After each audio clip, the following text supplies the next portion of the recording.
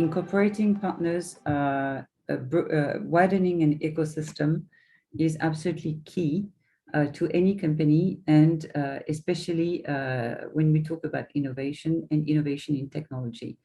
Nowadays, the tech is going so fast. I know I'm repeating what whoever is saying that, but it's really true, that we have no other option but to partner with others.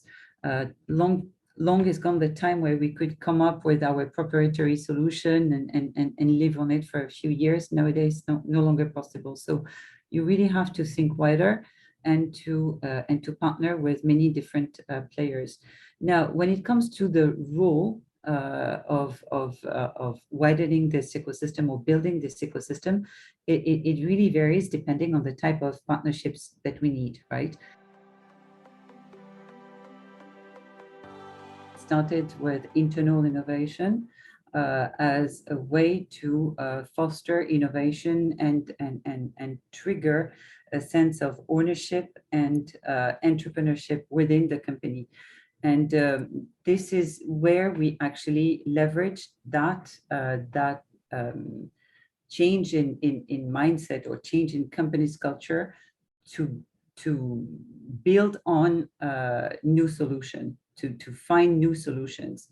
Along the way, we realized that the challenge is, once we have found the idea, is to turn that into an actual product. It would mean then, if you stay put into your initial circle of internal innovator, that you have to pull these people away from their day job, right, to get them to develop the product. And there comes two challenges. It's first, because these people are hired within the company to do a day job. That's one. So that's one challenge in the first place. The second challenge is that many of these people actually, I mean, it's a team, so not all of them are available. And second, should they be available, they might not have all the skills required to run through what it takes to develop a product. So that is the reason why we decided the following year, to open this to external stakeholders, more specifically startups. At the end of the day, when they do the pitch when they do the submission and when they get shortlisted to do the pitch, it's actually their product pitch. But then now they have the opportunity to do it to our network of clients that we invite to the physical finale, as well as our C-level committee members who are the ones that's judging them. So I think the opportunity to network with this level of clientele is invaluable for them. And also we do not restrict the mentorship just to our internal NCS staff. We open it up to the startups as well. So we put them through external coaching as well as internal mentors attached to them. So I would say that there's a lot to gain for the startups. And even after the finale, we still continue interacting with them and setting pitch sessions with them and our sales teams. And whenever we have certain events, we invite them. So that's a long-term partnership that we look to build together with the startups. The key, we understood from the startups feedback that the things that really matters to them is, so beyond the POC, beyond the things that were clearly stated as being part of the prices, is also the ability to be part of of NCS ecosystem, and to be somehow or somewhat into the radar, so that whenever a client or a prospect has a need, where one of the startups could answer, somehow they have already been seen or identified as a possible solution. Whether they won or did not win the challenge, at the end of the day, because they were screened by the judges, who happens to be the head of our sales, of the various sales and industry and innovation and chief scientist officers and so on, it basically brings that awareness to these people who are actually customer facing.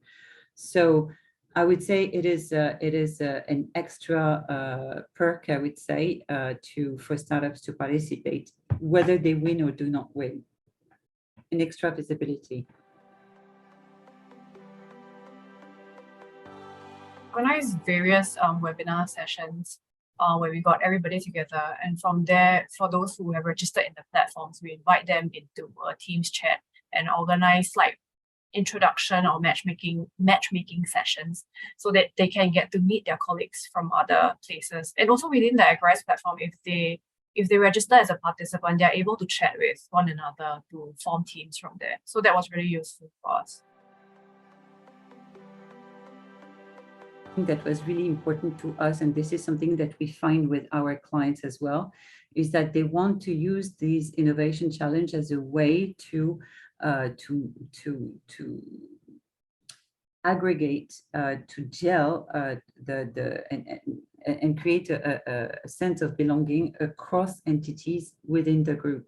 So one of the things that we really encouraged them into was to create cross-border teams, leveraging on the specialty of the various countries, the various centers of excellence that are spread across Asia Pacific, and to really tell them, well, if you don't have this know-how, you know what, in Singapore they have, or in China they have, and we're all into it. So there was, that has been in this aspect extremely successful during the both editions.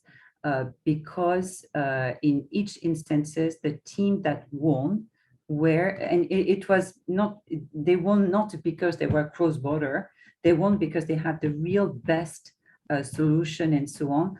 But it so happened that these best solutions were coming from cross-border teams, cross-border ideas. Somehow it's a very good learning that we made out of those two experiences. Back on our journey, especially with creating all the innovation challenges and seeing the teams form. We've seen quite a few teams form. We've put quite a few teams through the trainings, and there were successes, there were failures. But one thing that we realized is that the team itself is very important, their mindset, their motivation. We can build the best of frameworks, and it wouldn't work without the right mindset and motivation for the team. So I think the selection criteria of the people who will go into this journey with you is vital to your success.